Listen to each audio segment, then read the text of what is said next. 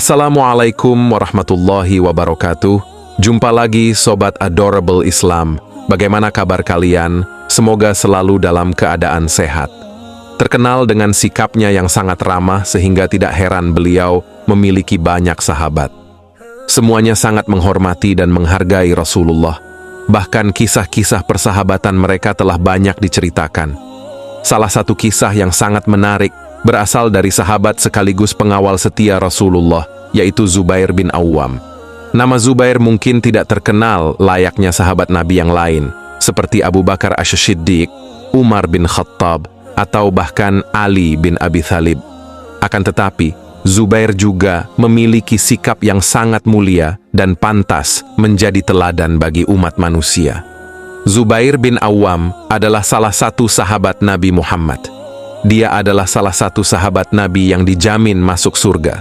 Rasulullah bahkan menyebut Zubair adalah tetangganya di surga. Talhah dan Zubair adalah tetanggaku di surga, sabda Rasulullah. Zubair lahir pada tahun 594 Masehi, terlahir dengan nama Abu Abdullah, Zubair bin Al-Awwam bin Khuwailid bin Asad bin Abdul Uzza bin Qusay. Ayah Zubair merupakan saudara laki-laki dari Aisyah Ra, istri Rasulullah. Sedangkan ibunya adalah Syafiyah bin Abdul Muthalib, sehingga masih memiliki hubungan keluarga dengan Rasulullah. Saat masih kecil, ayahnya meninggal sehingga ia harus tumbuh di panti asuhan bersama sang ibu. Oleh karena itu, Zubair tumbuh menjadi sosok pahlawan yang sangat tangguh dan dikenal dengan panggilan Abu Abdillah, sahabat Nabi yang pemberani.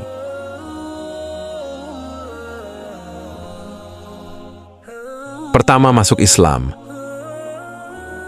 Zubair memeluk agama Islam di Makkah melalui perantara Abu Bakar Asy-Siddiq ketika berusia 15 tahun.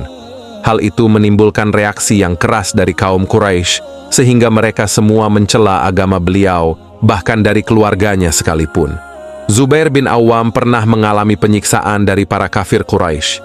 Suatu hari, salah seorang paman dari Zubair marah besar setelah mengetahui kabar bahwa ia memeluk agama Islam. Ia menghukum Zubair dengan menggulungnya bersama tikar kemudian membakarnya.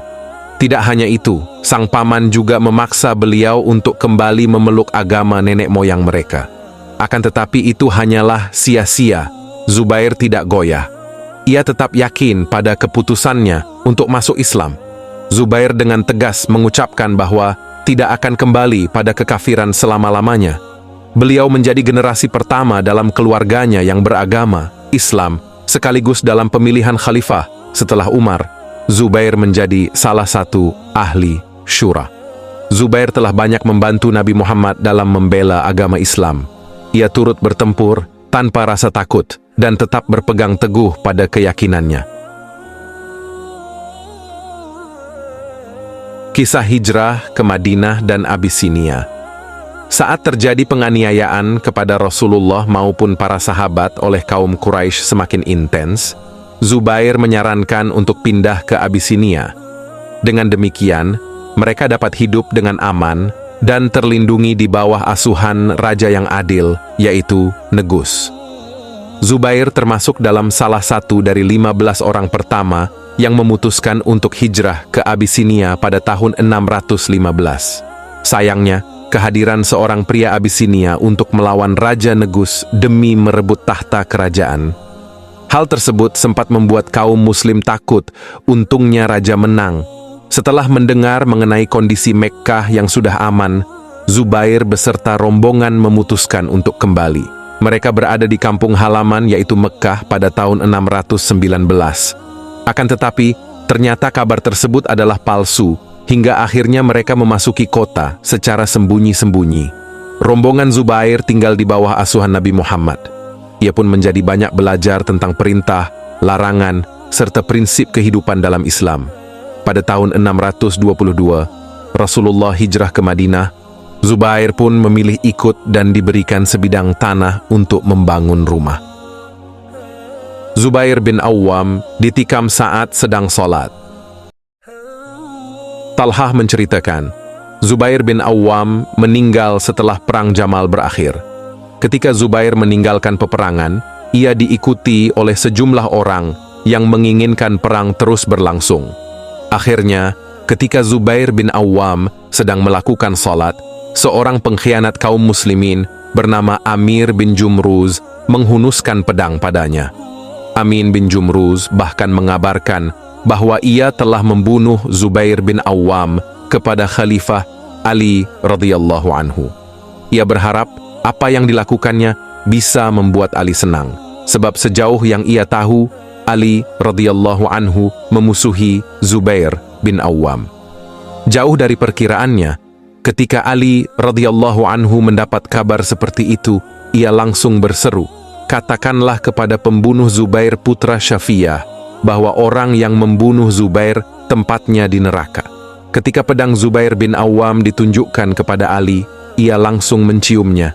Ali lalu menangis seraya berkata, "Demi Allah, sekian lama pedang ini melindungi Nabi dari mara bahaya." Zubair bin Awam wafat pada tahun 36 Hijriah sebagai syuhada di umurnya yang ke-61 tahun. Ia dibunuh oleh Amir bin Jumruz, seorang pengkhianat muslimin, saat dirinya sedang salat. Sahabat Nabi Zubair bin Awam memang dikenal karena kebolehannya di medan perang untuk berjihad membela agama Allah. Dirinya tidak takut mati, sebaliknya ia malah sangat merindukan syahid. Rasulullah sangat sayang kepada Zubair bin Awam. Beliau pernah mengatakan kebanggaannya atas perjuangan Zubair. Setiap nabi mempunyai pembela, dan pembelaku adalah Zubair bin Awam. Bagaimana tidak? Zubair bin Awam selalu ikut dalam peperangan bersama Rasulullah. Tidak ada satu pertempuran pun yang tidak ia ikuti. Bukti keberanian dan keteguhannya dalam membela Rasulullah ada pada bekas luka pedang dan tombak yang banyak bersarang pada tubuhnya. Dirinya bahkan menamai anak-anaknya dengan nama-nama para syuhada, dengan harapan mereka bisa mengikuti jejak teladan tersebut. Kisah teladan Zubair bin Awam. 1. Setia memeluk agama Islam. Seperti dijelaskan bahwa Zubair merupakan generasi pertama dalam keluarganya yang memeluk agama Islam, hingga membuat pamannya marah besar dan berniat untuk mencelakainya.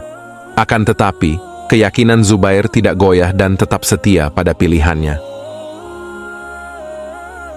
2. Menghunuskan pedang pertama di jalan Allah. Aurah dan Ibnu Al-Musayyib mengatakan bahwa Zubair merupakan orang pertama yang berani menghunuskan pedang miliknya di jalan Allah. Beliau melakukan hal tersebut kepada orang-orang yang telah mengganggu Nabi Muhammad. Dikisahkan bahwa suatu hari saat Zubair tidur siang, tiba-tiba ia mendengar seseorang berteriak bahwa Nabi Muhammad telah dibunuh. Ia pun langsung keluar dari rumahnya dengan tangan yang telah mengacungkan pedang. Mengetahui hal tersebut, Rasulullah segera menemui Zubair bin Awam. "Wahai Zubair, ada apa?" tanya Rasulullah. "Saya baru saja mendengar kabar bahwa Anda telah dibunuh," jawab Zubair. "Lalu apa yang akan kamu lakukan?" tanya Nabi kembali. Zubair kemudian menjawab, "Saya akan balas dendam kepada seluruh penduduk Mekah, demi Allah." Saat itu merupakan awal perjuangan dari dakwah Rasulullah di Mekah, sehingga masih banyak mendapatkan protes. 3. Pembawa kabar hasil perang Raja Najasyi. Saat umat Islam hijrah ke daerah Habasyah, Ethiopia, juga sedang berlangsung perang antara Raja Najasyi dengan para pengikutnya yang berkhianat. Perang tersebut terjadi karena sang raja memilih untuk melindungi kaum muslimin. Sebelum rombongan tiba ke Ethiopia, umat Islam ingin mengetahui kabar tentang perang. Dengan penuh keberanian, Zubair kemudian memutuskan untuk menyeberangi sungai Nil menggunakan balon. Padahal saat itu, beliau sama sekali tidak dapat berenang. Akhirnya, karena keberanian tersebut, rombongan mendapatkan kabar bahagia, yaitu kemenangan Raja Najasyi. Hal itulah yang menyebabkan umat Islam lebih mudah dan aman masuk ke Habasyah. Demikianlah video kita kali ini, semoga bermanfaat buat kalian semua. Akhir kata saya izin pamit. Terima kasih. Wassalamualaikum warahmatullahi wabarakatuh.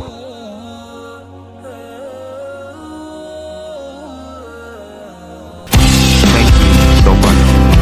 Like and share.